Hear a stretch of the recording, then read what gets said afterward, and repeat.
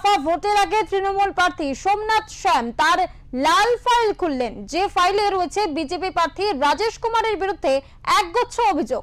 ভোটের পর সেসব প্রমাণ দিয়ে কোর্টে যাওয়ার হুঁশিয়ারি দেন সোমনাথ শ্যাম।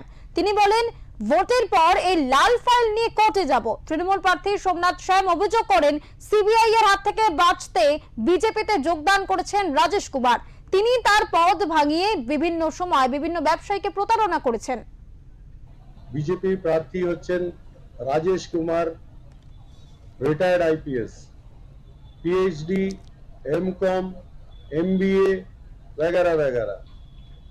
সেই ব্যক্তি কালকে আমাদের মাননীয় মুখ্যমন্ত্রী মমতা বন্দ্যোপাধ্যায়ের বিরুদ্ধে তিনি একটি এফআইআর করতে জগদ্দল থানায় যান এবং তিনি বলেন যে তিনাকে যে হুমকি দেওয়া হয়েছে সেই হুমকির বিরুদ্ধে মমতা বন্দ্যোপাধ্যায়ের বিরুদ্ধে বাংলার মুখ্যমন্ত্রী, বাংলার অগ্নিকন্যা, বাংলার মেয়ে তার বিরুদ্ধে এফআইআর করতে গেছে। আমি বিভিন্ন মঞ্চ থেকে বলেছি যে আমার কাছে একটা লাল ফাইল আছে, আমাকে আপনি এইটুকুনের মধ্যে সীমাবদ্ধ হন, নালে কিন্তু আমি আমার লাল ফাইল খুলতে বাধ্য হব।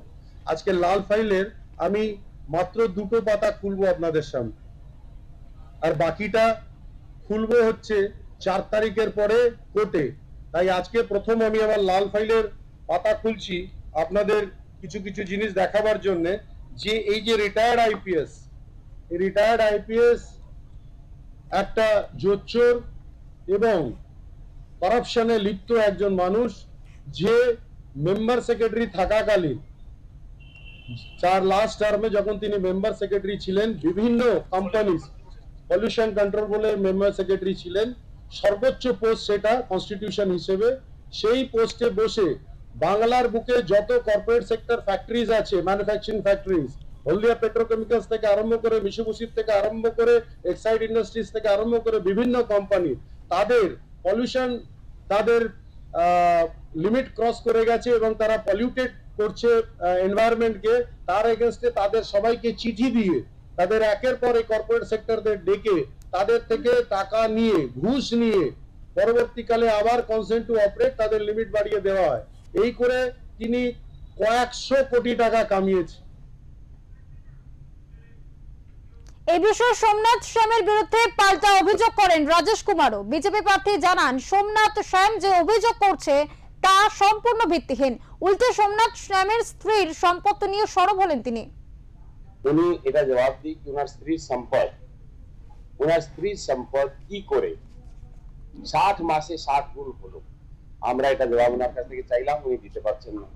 কি করে টেকনো ওয়ার্ল্ড কোম্পানি এক্সাইডে কয়েকশো কোটি টাকার বিজনেস করছে, যেখানে কোনো প্রোডাকশন কাজ নেই, শুধু বিল করে 10% এক্সট্রা কমিশন নিচ্ছে কেন?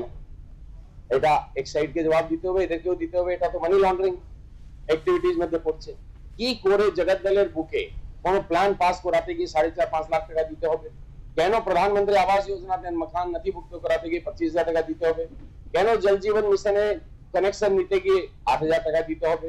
কেন অটো, টোটো, দোকান এদেরকে প্রত্যেক মাসওয়ারা করে এদের তোলা দিতে হবে? কেন প্রত্যেক জিনিসের মধ্যে সিন্ডিকেট রাজের মাধ্যমে যেতে হবে? কেন সব ফ্যাক্টরি গুলোকে বন্ধ করে তার লোহা চুরি করে নেওয়া হলো, যেতে উনি লোহা চোরের নামে কুখ্যাত বিখ্যাত হয়ে গেলেন? এই জিনিসটা জবাব দেওয়ার দরকার আছে। বাকি আমি যদি বলে দিই সোমনাথ শ্যাম 10,000 কোটি টাকা করে নিয়েছে, 50,000 কোটি টাকা করে নিয়েছে, এই সব জিনিসের কোনো মিনিং নেই। আমি যে কথা বলছি ওটা বাস্তব কথা। উনি নিজে এফিডেভিট দিয়েছেন, আমি দিইনি, যে আমার স্ত্রীর সম্পদ 60 মাসে 60 গুণ হয়েছেন। ওটা জবাব দিতে হবে।